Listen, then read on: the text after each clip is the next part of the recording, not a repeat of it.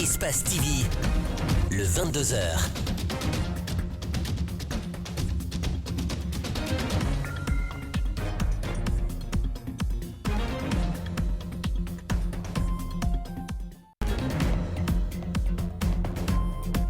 Information tout de suite, les titres. Que savoir de l'acquisition de sa résidence de Dixine?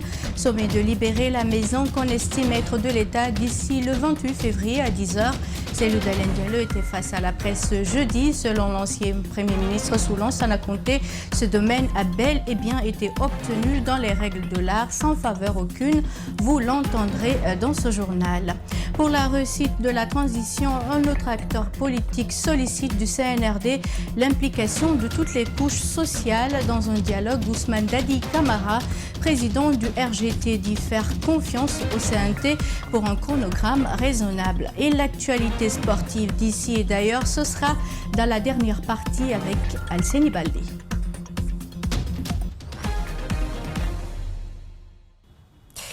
Encore une fois, bienvenue à tous. L'usine Odave, accusée de traitement inhumain présumé, était toujours fonctionnelle ce jeudi alors qu'il leur a été demandé de fermer. Vous allez le voir sur les images apportées par nos reporters. Des employés y ont été secrètement introduits. Pourtant, beaucoup parmi eux manifestent depuis jeudi contre les conditions de travail exécrables, mais aussi pour un salaire décent. Bernard Koundouno et Aboubakar Camara pour le compte-rendu.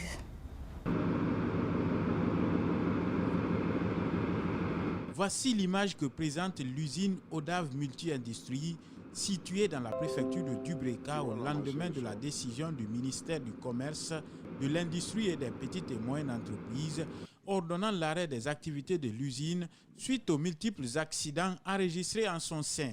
Jusqu'à présent, ça travaille. Donc vraiment, nous, ça nous choque. Parce que d'abord, le ministre a parlé d'arrêter l'usine, mais ça n'a pas été fait.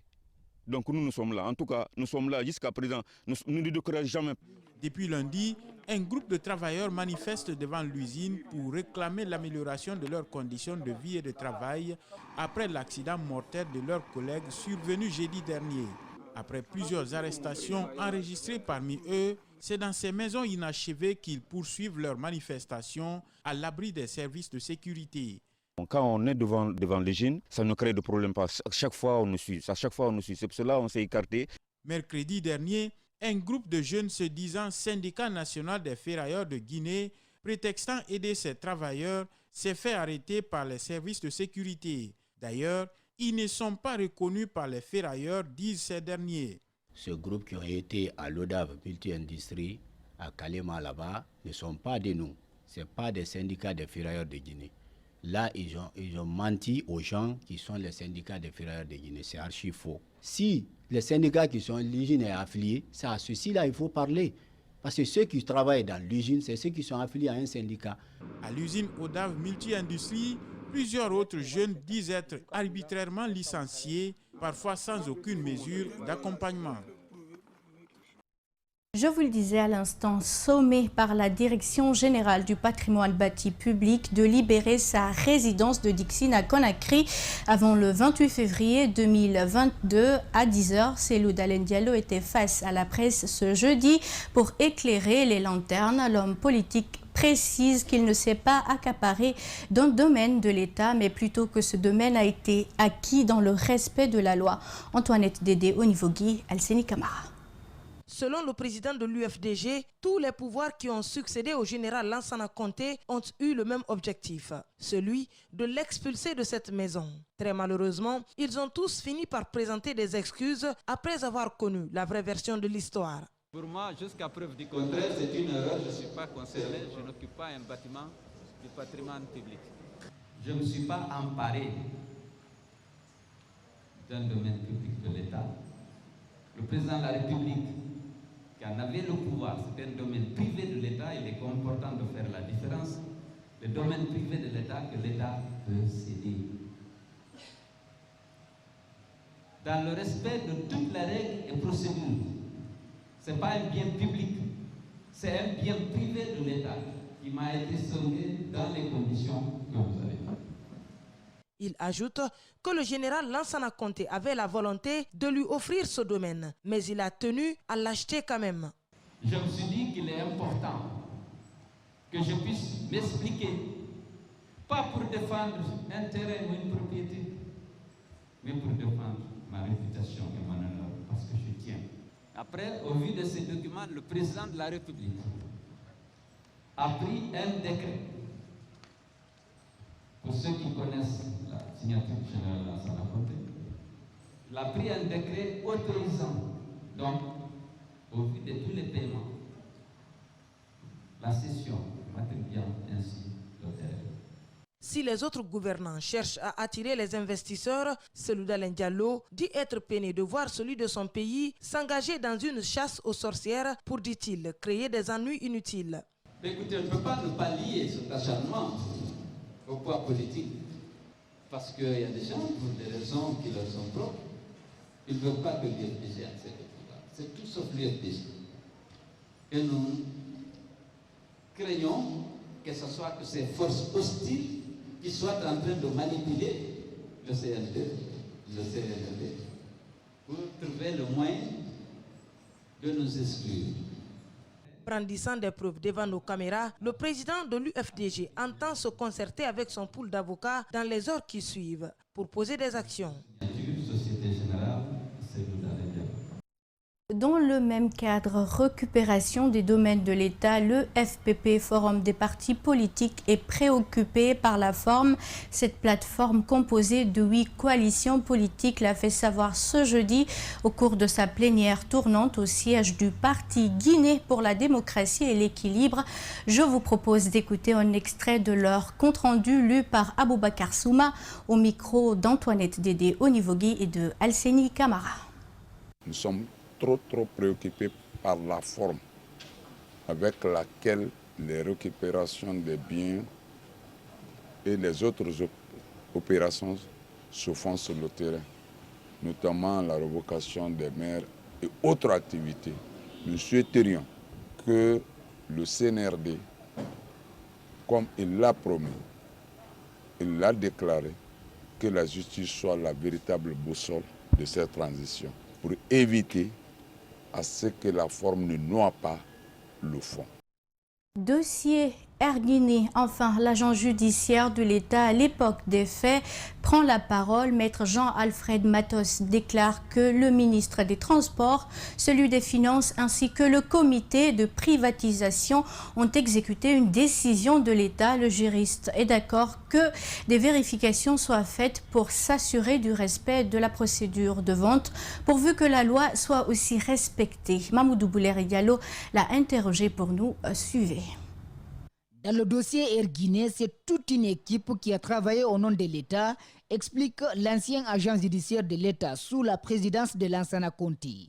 La décision de sa privatisation a été prise en Conseil des ministres et les départements de tutelle ont été chargés de l'exécution, dit-il. Erguiné était dans le portefeuille de l'État, ça a été déclassé puisqu'il y a eu des instructions pour que les avions soient vendus et que Erguiné soit privatisé. C'est dans cette privatisation-là que cette vente-là a eu lieu. Il y a le comité de privatisation. Depuis cette vente, la polémique s'est emparée de la cité et ne s'est jamais arrêtée. À l'époque, un travail d'audit a été fait et les rapports ont été transmis aux autorités. À partir du moment que les nouvelles autorités ont pris acte de ces dossiers-là, et ils ont dit que la justice doit être la boussole de leur parcours, donc nous pensons qu'avec la nomination des membres de la CREF, ils feront en sorte que la loi soit respectée. L'ancien ministre des Transports qui a apposé sa signature est régulièrement cité à chaque fois que le dossier refait surface. Le concerné n'a cessé de clamer son innocence et crie même l'acharnement. La procédure vise à clarifier les décisions exécutées, déclare l'agent judiciaire de l'État à l'époque des faits. Il n'y a rien de personnel, ils sont escalités, ils ont agi sous les ordres des instructions de l'État guinéen. Il faut savoir vérifier si cette exécution a été faite dans les règles de l'art, suivant les instructions données. La Cour de répression des infractions économiques et financières qui a déterré le vieux dossier d'Erguiné a-t-elle écouté les auditeurs à l'époque, ou du moins l'agent judiciaire de l'État? Non, pas encore. Je pense que ça va être fait. Je ne sais pas s'il y a des zones d'ombre sur lesquelles la Cour essaie de faire la lumière sur certains faits. Peut-être que nous serons sollicités. Mais jusqu'à présent, ce n'est pas le cas. Force reste à la loi, qu'elle soit respectée sur toute la ligne, souhaite Maître Jean-Alfred Matos.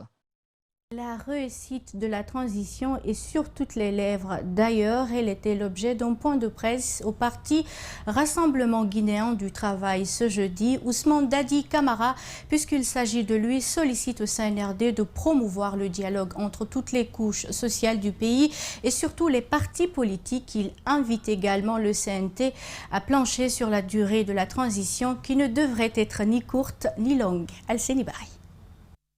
Depuis le 5 septembre 2021, la Guinée a entamé la 3e transition de son histoire, avec toujours des militaires à la manette. Aujourd'hui, il faut éviter les erreurs du passé et construire un socle solide de démocratie, conseille le président du parti, Rassemblement guinéen du travail. Pour cela, il préconise le dialogue qui pour l'heure ne semble pas être l'objectif du CNRD. Le dialogue est la clé de toute réussite. Nous devons faire très attention à ce qu'on dit, à ce qu'on fait. Accepter de céder, ce n'est pas une faiblesse. Accepter de céder. Ensemble, nous devons ensemble, dans la paix, cela nous permettra de réaliser nos objectifs et nous allons atteindre au cours de cette transition. Le CNRD navigue à vue, sans consultation de la classe politique et des autres couches sociales du pays. Pourtant, selon Ousmane Dadi Camara, la réussite de la transition en dépend. Il est important que ce couloir soit créé pour que le CNRD, la classe politique, les confessions religieuses, les coordinations, que nous puissions avoir une plateforme de dialogue permanent. Ousmane Dadi fait confiance au CNT quant à la détermination de la durée raisonnable de la transition. Un chronogramme ni court ni long. Des hommes de droit à l'école du rôle d'un greffier, c'est le thème d'une conférence de presse qui les a réunis ce jeudi à la cour d'appel de Conakry. Cette initiative du département de la justice intervient au moment où se fait sentir une véritable envie de renouvellement de la cohorte vieillissante de greffiers dans les tribunaux. Djibril Bah, Abdoulaye Camara, reportage. Il part du constat, selon les conférenciers, que les greffiers sont souvent confondus avec les auxiliaires de justice, des huissiers ou encore des auditeurs de justice. C'est pourquoi il est opportun, disent-ils, d'échanger avec les hommes des médias sur le rôle des greffiers. Une conférence de presse qui dénote une volonté d'exercer cette partie de la chaîne pénale par un groupe important de jeunes. Il faut expliquer aux jeunes qu'ils ont le devoir de faire comprendre à la génération future comment doit évoluer un pays. Pas seulement, les greffiers font face à une lourde tâche dans les tribunaux. Ce sont des fonctionnaires assermentés par la justice. C'est à la fois la porte de rentrée et de sortie dans les juridictions. Il authentifie les actes du juge. Dans tous les actes de la procédure, le greffier en est l'authentificateur. Les greffiers sont les premiers à être en contact avec les justiciables. Partant de cette logique, ce conférencier explique l'importance du secret professionnel. Donc quand vous avez le dossier des justiciables, de vos compatriotes, des étrangers, il ne faut pas le mettre au toit. Les gens viennent vers vous en tant qu'autorité judiciaire, c'est pour dire leurs problèmes. Vous n'avez pas le droit d'exposer ça à tout le monde. L'historique du greffier, son statut et les compétences qu'il doit acquérir ont été entre autres des thématiques qui ont ponctué la rencontre. La Guinée tend vers l'élaboration d'une politique nationale sur les zones humides. C'est pourquoi s'est tenu ce jeudi un atelier de restitution et d'amendement du rapport d'état des zones humides du pays. À l'issue de ce rapport, des stratégies palliatives seront élaborées pour juguler les menaces qui planent sur ces zones humides en Guinée. Ali Badara Camara et Ibrahima Sori Camara ont assisté à la présentation. Pour minimiser les risques et conserver les zones humides de façon durable, l'Union internationale pour la conservation de la nature, UICN, se lance un défi. celui de restaurer les espaces humides dont certains en voie de disparition en Guinée. Pour réussir le pari, une étude a été faite par l'UCN en vue d'identifier des véritables menaces sur des zones humides. L'état de lieu vient pour faire la photographie de la situation et partant de là maintenant, nous allons essayer de définir les orientations qu'il faut pour la mise en place de cette politique, afin que la politique repose sur les priorités vraiment du pays en matière de conservation et de protection de l'environnement. Dans la cérémonie de restitution de l'état des lieux sur des zones humides, plusieurs problèmes ont été identifiés, notamment la montée des ordures d'eau salée vers les mangroves. Il faut gérer les déchets. Il ne faut pas laisser que tout aille dans l'eau. Aujourd'hui, il y a une multitude de nouveaux déchets qui viennent des hôpitaux. Même les masques là. Si on ne gère pas, ça va se retrouver dans l'eau. Hein? Et après, on ne sait pas ce que ça va entraîner. Donc, il faut prendre toutes les mesures pour faire en sorte qu'on diminue les risques. Les zones humides jouent un rôle important dans les activités agricoles pour une autosuffisance alimentaire. Le constat révèle que des terres cultivables se trouvent aujourd'hui agressées par des inondations, parfois provoquées par des constructions anarchiques sur le littoral. Dresser des digues empêchant justement la montée des eaux salines au niveau de ces plaines-là, et qui pourraient être qui pourraient affecter les rendements au niveau des cultures qui peuvent être effectuées dans la zone côtière, dans ces zones humides que regorge le littoral. Une politique nationale de conservation des zones humides sera proposée par l'Union internationale pour la conservation de la nature au gouvernement guinéen. Dernière étape de la tournée du ministre Guillaume Awing, c'est en Guinée forestière. Les écoles de Beilan, Zérékoré, Lola, Macenta, Gekedou et autres ont été visitées par les cadres du ministère de l'enseignement préuniversitaire et de l'alphabétisation. Le constat ne change pas, l'école guinéenne souffre comme s'il n'a jamais connu un État soucieux de son développement. Selon les habitants de la Guinée forestière, avec le gouvernement de la transition, les populations souhaitent que ça change. Justin Leno et Gibril Kamara sont nos envoyés spéciaux. Les cadres du MEPUA arrivent en Guinée forestière en passant par la ville de Beila. Ici, ils président l'inauguration d'une école de 3 classes construite par la communauté et qui porte désormais le nom du ministre Guillaume Awing. Après la coupure du cordon, destination la région administrative de Zérékoré, où nous assistons à la montée des couleurs au lycée Alpha Yaya Diallo. Quelques écoles délabrées visitées à Lola et autres, nous arrivons à Macenta où nous sommes accueillis à l'école primaire Zebela Togba Pivi, l'une des premières écoles de la République construite en 1902. Cet établissement aussi a une histoire particulière. C'est dans cette école où l'ancien président Lofé camarade Ahmed Sékou Touré a fait ses premiers pas. Pour Kouma Jeannette Bongono, enseignante et directrice de cette école, enseigner ici est tout un symbole. Je demande aux autorités de nous aider à mettre en valeur cette école parce qu'elle a été l'une des premières écoles et une école historique où le premier président de la République a étudié. À Gekedou, la ville de Tchendenandembadouno, le lycée Bambou au quartier Mangala a été la première école à être visitée. Créée en 1960, c'est ici où Julien Yombuno, l'actuel ministre de la fonction publique et du travail, originaire de cette préfecture, a fait son cycle secondaire. De là, destination l'école primaire de Tolobengo. Dans cette école de Gekedou, la direction est partagée entre encadreurs et animaux domestiques par faute de porte. Comme vous voyez, pas de salle de classe, pas de mobilier. C'est-à-dire nous sommes en manque d'infrastructures et de mobilier. La tournée se poursuit à Kissidougou où le constat est le même.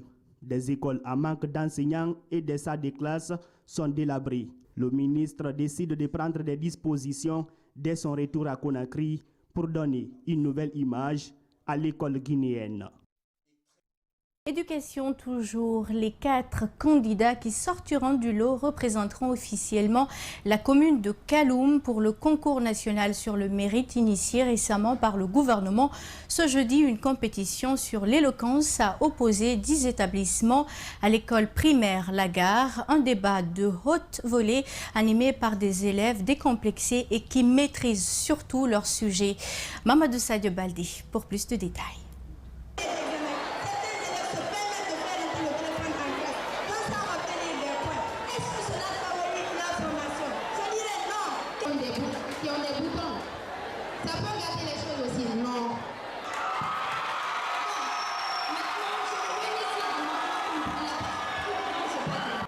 On se croirait dans une salle de classe ou parfois dans un tribunal, tellement que les candidats ne veulent pas se faire de cadeaux. Des débats serrés, des candidats décomplexés face à un public qui les encourage. Ils s'affrontent sur 3 sujets. Les thématiques sont des thématiques d'actualité. Vous le connaissez, c'est les thématiques d'immigration, thématiques sur la salubrité, il y a des thématiques sur l'utilisation abusive du téléphone, pour ou contre.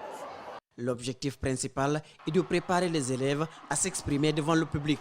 Les cadres de demain se forment aujourd'hui, précise le rapporteur.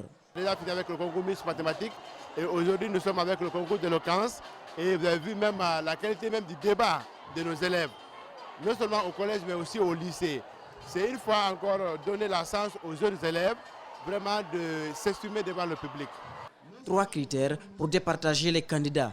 Et tout ce jour-là, car faire face aux défaillances techniques et résister aux perturbations des écoles adverses relève d'une sérénité et une maîtrise du sujet. J'ai assisté aussi à certains concours de débat au niveau de certaines écoles, mais j'avoue que vraiment nos élèves, ils ont du talent. Et ça, c'est une opportunité que nous, en tant que responsables du système éducatif, qu'on les a donné pour vraiment exprimer leur talent. Et Inch'Allah, seul le maître va primer. Ce mini-concours permettra aux encadreurs des 10 établissements partagés entre 4 lycées et 6 collèges de porter leur confiance en 4 candidats qui sortiront vainqueurs. Et cette question, est-ce de l'arnaque ou un service fiscal reconnu par l'État? En tout cas, quelques commerçantes victimes sont confuses dans ce trafic qui devient de trop. Depuis quelques jours, des commerçantes du marché Niger à Kaloum disent être menacées par un groupe de personnes qui relèverait de la section santé et hygiène et de la salubrité publique du gouvernorat de la ville de Conakry. Ils exigent et prennent des gros montants pour la taxe parafiscale dans les différents services commerciaux évoluant dans la capitale. Reportage Dina Bangoura et Ibrahima Sori Kamara. Fatoumata Kantara, commerçante au marché Niger, porte la voix des victimes. Selon elle, depuis 2 semaines, un groupe de personnes composé de 3 hommes et une femme sans aucun document justificatif et qui se réclament de la section santé-hygiène et de la salubrité de la commune de Kaloum leur réclament de fortes sommes selon la taille des boutiques. D'après eux, ces montants vont dans l'assainissement de la ville de Conakry. Le premier jour, ils ont parlé du service d'hygiène, dont je n'ai pas compris leur relation avec le service d'hygiène. Ensuite, hier, ils m'ont dit qu'ils relèvent du gouvernorat de la ville de Conakry. Donc j'ai essayé de contacter quelqu'un là-bas, mais nous voudrons savoir la cause ou le but, où va cet argent. Ils ont réussi à soutirer de l'argent à bon nombre de personnes comme Radiane Nelly. La première fois, ils sont venus, j'ai dit, j'ai pas d'argent. Ils sont venus 2, 3, 4 fois. J'ai dit, combien je vais payer maintenant? Il me dit que je paye 500 000, que sinon les autres, on les impose 1 500 000, 2 millions. J'ai dit, mais normalement, c'est les gens qui ont des restaurants, c'est eux qui doivent payer. Nous, on n'a pas de restaurant, on ne salit rien.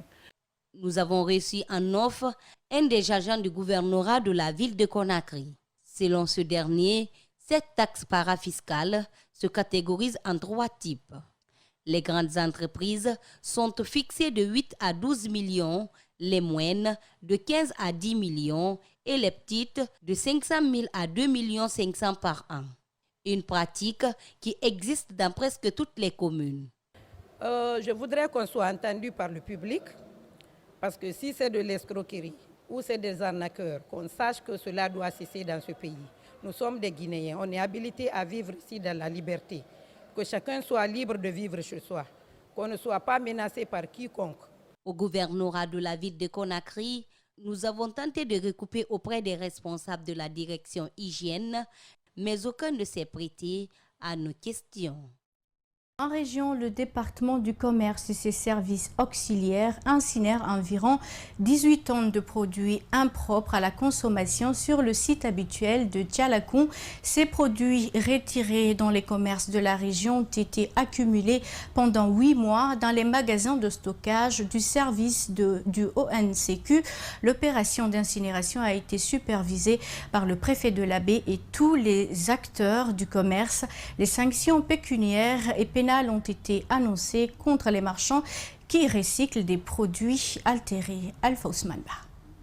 Ces importantes quantités de produits périmés et altérés sont toutes sorties du circuit commercial des marchés de la région de l'Abi dans l'espace de 8 mois par le département du commerce et les services normes et qualité. Avec le courage de nos agents, ils ont sillonné le marché et les villages environnants. Donc c'est à travers ça qu'ils ont pu prendre ça avec les commerçants. Puisque quand il y a certains qui se rendent compte qu'on doit aller par exemple à Dakar, donc ils prennent directement des précautions. Parce que s'ils gardent les produits périmés dans leur antichambre, ceci on trouve sur les rayons là, c'est en ce moment qu'on peut prendre. Mais aller fouiller à l'intérieur, on n'a pas le droit. C'est environ 20 tonnes divers produits que les services concernés ont convoyés au dépotoir de Tchalakoun pour destruction et incinération, sous la supervision des officiels de la ville. Les produits qui sont là sont composés des produits alimentaires, des produits désinfectants, des produits pharmaceutiques, en grande partie les produits périmés. Mais il y a également des produits altérés, dont la date de péremption n'est pas arrivée à terme, mais qui sont déjà altérés, impropres à la consommation du fait de la mauvaise condition de conservation. Le retrait de ces produits sur le marché sauve une partie de la population du désastre sanitaire. Le préfet de l'Abbé s'en réconforte. Une telle quantité de produits périmés qui est retirée dans le marché de l'Abbé. Je pense que le personnel de Haya qui commande ce service est à féliciter, est à encourager, parce qu'elle vient de sauver des vies et des vies et épargner beaucoup de citoyens à des maladies compliquées. Des sanctions pénales et pécuniaires sont annoncées contre des marchands qui seront surpris dans la dissimulation des produits impropres à la consommation. Restons en région pour dire que la pisciculture devient de plus en plus convoitée par les habitants de Cinco, une localité située dans la préfecture de Beila. Cette activité, bien que génératrice de revenus, n'est pas sans difficulté. Les pisciculteurs de Cinco souhaitent plus d'attention de la part des autorités sur l'élevage du poisson, qui aujourd'hui est un véritable pourvoyeur d'emplois dans toute la région forestière. Nos reporters André Mossier, Milimono et Aboubakar Keke Bangoura ont rencontré un pisciculteur. Suivez leur reportage. Cinco est à 60 km de la préfecture de Beila. Ici, parmi les activités économiques que pratique la population, figure la pisciculture, une activité que Mohamed Kone a choisi d'exercer depuis plusieurs années. Cette activité, selon lui, est en plein essor dans la localité. Le taux de chômage diminue progressivement. Le marché également ne manque pas de poissons. La pisciculture, c'est un projet, c'est une initiative, c'est le milieu qui peut donner l'opportunité. Compte tenu, pour la réussite de la pisciculture dépend de l'encadrement technique et le zone. Parmi les espèces de poissons qu'il élève figure la silure, mais aussi le tilapia, qui sont les plus consommés ici. Cette eau dans laquelle baignent des milliers de poissons est renouvelée à chaque fois qu'elle change de couleur pour maintenir les poissons en bon état. C'est l'une des difficultés de Mohamed Kone. Actuellement, nous avions des difficultés pour le problème de la sécheresse concernant le changement climatique. Donc, après ça, nous avions difficulté des semences. Parce que bien vrai, nous sommes encadrés par Piscopam, mais eux exigent qu'il faut qu'on fasse des étangs de barrage. Et dans notre zone ici, il faut l'étang trou. Il souhaite développer et moderniser son activité pour multiplier ses revenus. Il souhaite également que les autorités du pays fassent de ce secteur une priorité. C'est de nous appuyer techniquement et nous appuyer aussi sur le problème de la fabrication des aliments des poissons.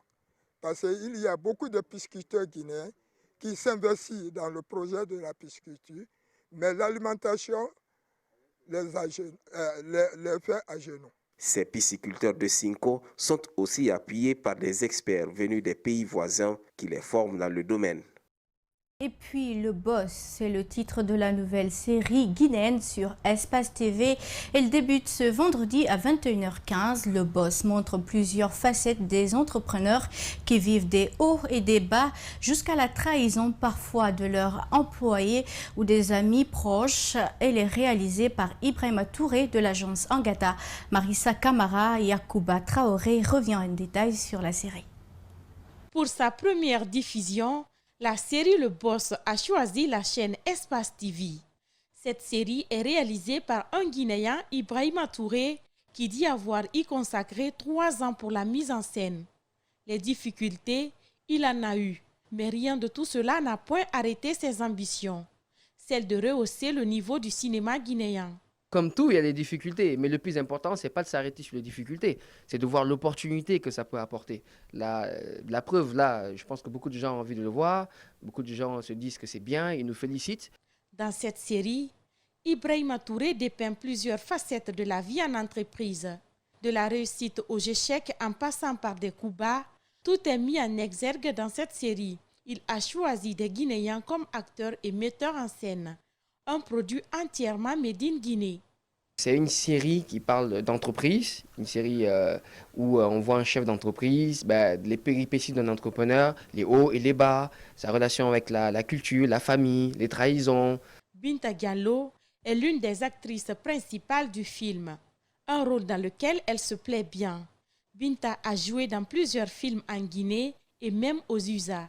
Quand Ibrahima m'a parlé de ça, ça fait 3 ans et j'étais super excited et je me suis dit pourquoi pas, on va monter quelque chose de nouveau en Guinée. J'espère que la Guinée va nous accompagner parce que c'est pas facile. Donc on compte sur les Guinéens avec tout le monde. Le patron de l'agence Angata, Ibrahima Touré, qui est à sa première fiction, rêve de relever le défi à l'échelle internationale tout en valorisant les passionnés du 7e art en Guinée. Les premiers épisodes de la série Le Boss seront diffusés dès ce vendredi à partir de 21h15 sur Espace TV. Et dans un instant, c'est la rubrique sport.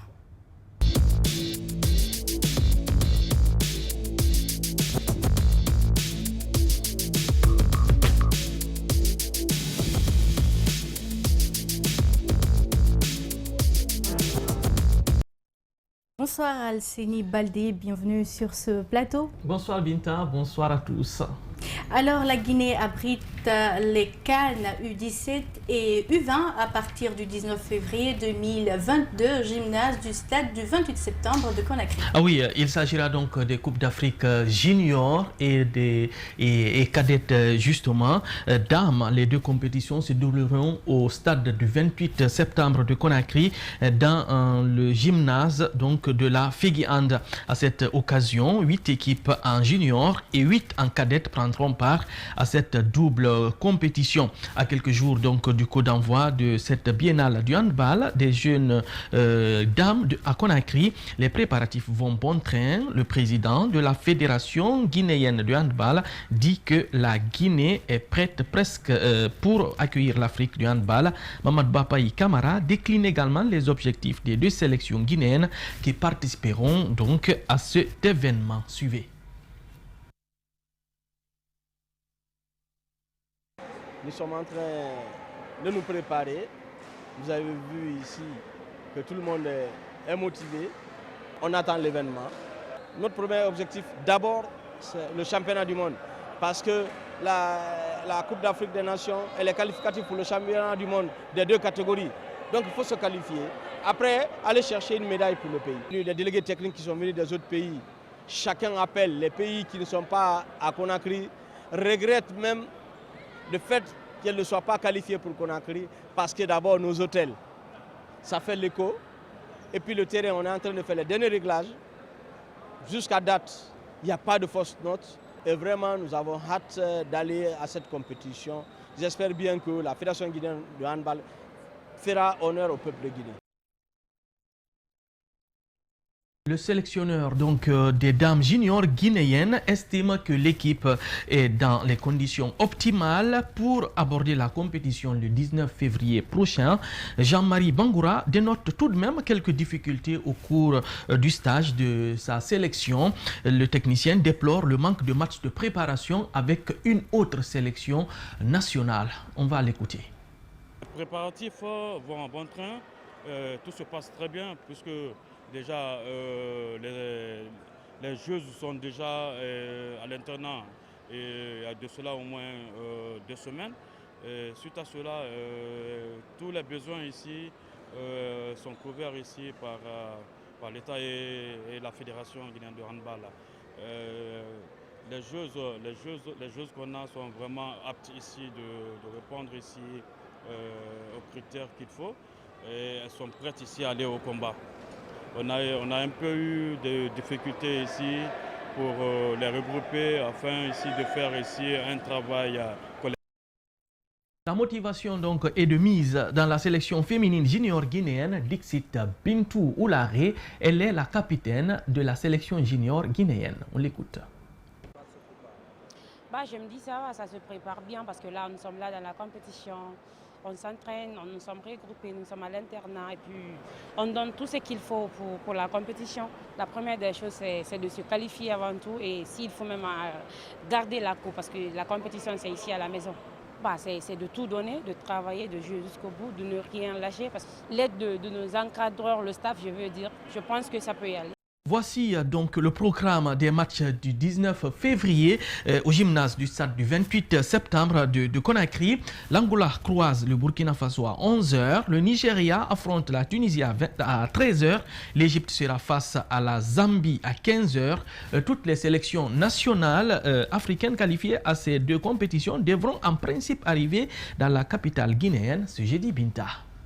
Alors, toute autre chose, Mbappé est le joueur de la semaine en Ligue des Champions. Ah oui, effectivement, il fallait qu'on en parle justement. Héros du Paris Saint-Germain lors du match de Ligue des Champions face au Real Madrid, auteur du but victorieux pour le Paris Saint-Germain après un exploit personnel dans la défense espagnole, a dévancé Bernardo Silva de Manchester City, Virgil van Dijk de Liverpool et Mohamed Camara de Red Bull Salzbourg. Et pour donc être complet pour ce qui est du champion du monde français Binta, dans quelques mois, Kylian Mbappé ne sera officiellement plus un joueur du Paris Saint-Germain. Enfin, si aucun accord n'est trouvé pour le renouvellement de son contrat, l'ancien monégasque verra son bail expirer en juin 2022 et envisage de partir. Le média The Independent renseigne que le PSG a proposé un salaire impossible à refuser à Kylian Mbappé. Il parle d'un salaire avoisinant les 50 millions d'euros par an, soit 1 million d'euros par semaine. De quoi faire de l'attaquant français le joueur le mieux payé au monde. Reste donc à savoir si cela peut amener Mbappé à revenir sur sa décision de vouloir partir cet été. En Espagne, en tout cas, tout porte à croire qu'un accord est déjà scellé entre l'international tricolore et le Real Madrid. Et puis, le Maroc abrite désormais le siège de la Confédération africaine de volleyball. Ah oui, le Caire, capitale de l'Égypte, perd le siège de la Confédération africaine de volleyball au profit de Rabat. Le transfert du dit siège vers la capitale marocaine s'inscrit dans la logique de la redynamisation de la Confédération africaine de volleyball en vue de lui insuffler une nouvelle vision. Bouchra Agiz est la présidente en exercice de la Confédération africaine de volleyball. Et merci Alceni d'être passé sur ce plateau. Merci beaucoup. Et voilà, c'est la fin de cette grande édition d'information à tous. Merci de l'avoir suivi. Dans un instant, vous serez en compagnie de nos publi-reportages proposés par notre rédaction. Au revoir.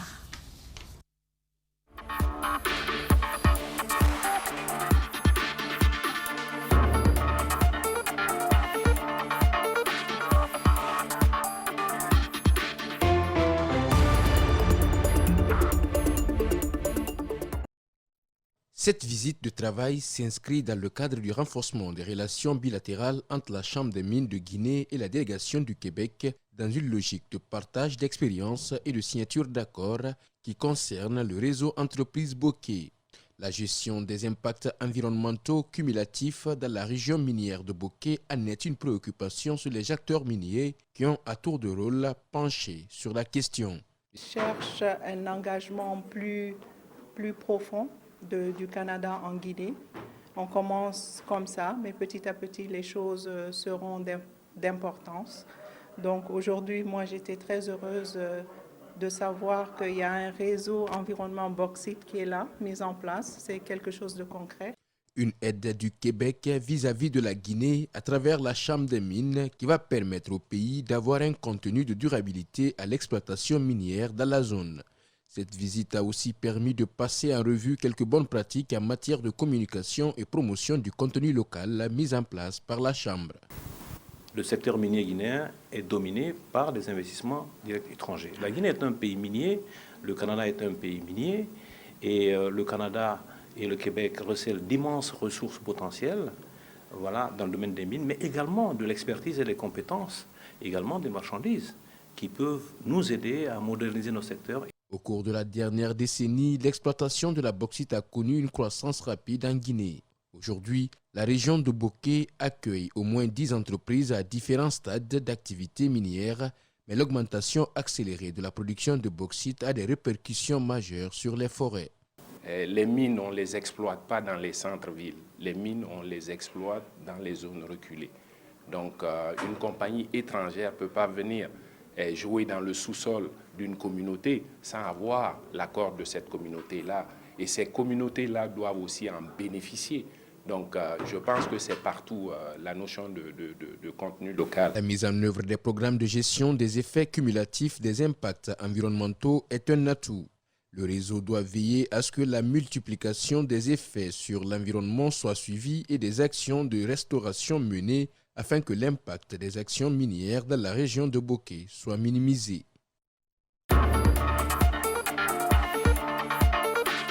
Dans le cadre de ces projets communautaires, Lafarge Holcim Guinée envisage d'accompagner les femmes des 5 quartiers riverains de l'usine Ciment de Guinée, à la cimenterie. Pour cette première phase, ce sont 25 femmes formatrices qui ont bénéficié de cette formation en technique de teinturerie. Ces dernières sont appelées à former d'autres dans les quartiers. Cet accompagnement, parce qu'il s'inscrit en ligne droite avec la stratégie RSE de Lafarge Holcim Guinée. Donc le groupe exige que l'on investisse dans des initiatives durables et à forte valeur ajoutée. Donc c'est exactement ce que nous faisons avec ce programme, parce que non seulement nous formons des femmes, mais nous leur permettons en fait d'être autonomes. Durant un mois, ces femmes ont suivi des cours théoriques et pratiques en teinture. Leur formatrice est satisfaite des résultats. Quand tu produis des fruits et que dans l'avenir tu vois que ces fruits-là ont poussé et ça va donner autres fruits, vraiment c'est bénéfique pour moi. Pendant un mois, on suivait la formation, on n'avait même pas de dimanche. Donc vraiment, je dirais que l'usine Ciment de Guinée, bravo. L'usine Ciment de Guinée, on se confie à eux. Les bénéficiaires se réjouissent de cette initiative et promettent de partager leurs acquis avec d'autres femmes. Nous remercions Ciment de Guinée parce qu'ils nous ont aidés, ils ont aidé beaucoup de femmes. Vraiment, c'est une fierté pour l'entourage. Nous sommes très heureuses et nous souhaiterions que ça continue pour d'autres femmes d'avoir leur métier à main. Durant cette formation, ces femmes ont eu à confectionner des pagnes teints en indigo et d'autres motifs. Pour les encourager à développer leur activité et à créer des revenus durables, le directeur général de Lafarge Holcim Guinée a promis d'acheter tous ces pagnes faits par ces femmes.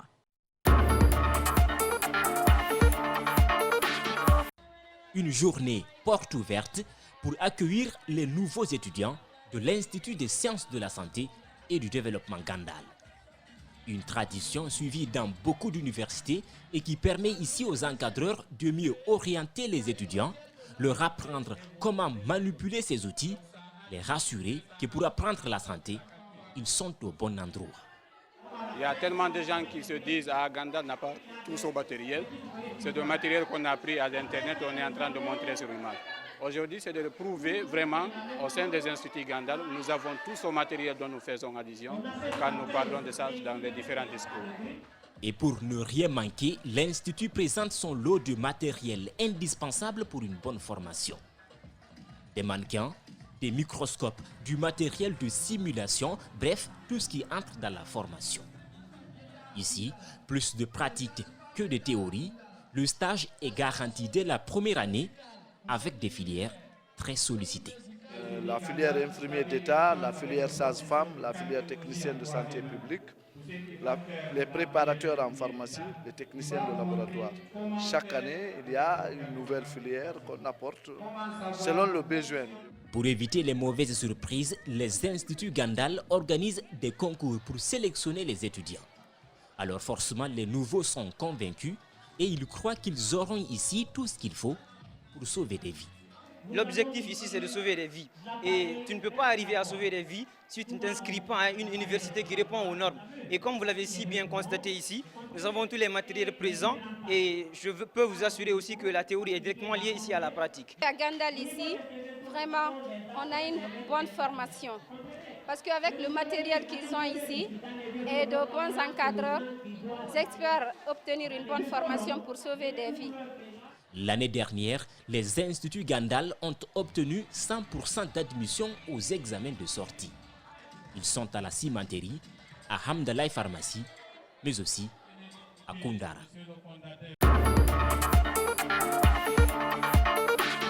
L'entreprise Gibi Food a fait la remise officielle du gros lot de la promo Bam Bam Bama le samedi 5 février 2022 à Conakry. Cette promo de l'entreprise s'est déroulée entre novembre et décembre 2021 sur l'ensemble du territoire. Le tirage de ce grand jeu Tombola Bam Bam Bama a été fait mercredi 2 février 2022. Le jeu était simple, il suffisait d'envoyer 3 emballages vides de Bama. À l'issue de ces emballages, on vous remet un ticket où vous aviez la possibilité d'avoir des lots instantanés. Des lots instantanés qui étaient composés de smartphones, de téléviseurs et de motos. En plus de ces lots instantanés que vous pouviez gagner sur place, vous aviez aussi la possibilité de participer à cette grande tombola dont le tirage et la remise a eu lieu aujourd'hui. Souadou Kamara est l'heureux gagnant de ce gros lot. Il repart avec une voiture d'une valeur de 185 millions de francs guinéens. Dieu m'a donné une voiture. C'est pourquoi je suis content. Mon père a acheté la mayonnaise Bama. J'ai envoyé l'emballage vide. C'est ce qui m'a fait gagner. Je remercie Dieu. Le tirage s'est fait en présence d'un huissier de justice et d'un représentant de la Lonagui. Il trouve que les principes et les règles du jeu ont été respectés dans cette promo. Côté de la Lonagui, pour qu'un jeu soit un jeu légal, il faut d'abord avoir l'autorisation de la Lonagui de ce fait de prendre une licence de la promotion. Cela a été fait et nous avons affecté un gestionnaire de compte, quelqu'un qui doit suivre l'évolution de cette promotion. Cela aussi a été fait. Et de ce fait, je peux affirmer que franchement, toutes les règles et principes de la promo ont été respectés. Depuis 20 ans, Bama est sur le marché guinéen. Cette promo est un remerciement selon les responsables de l'entreprise.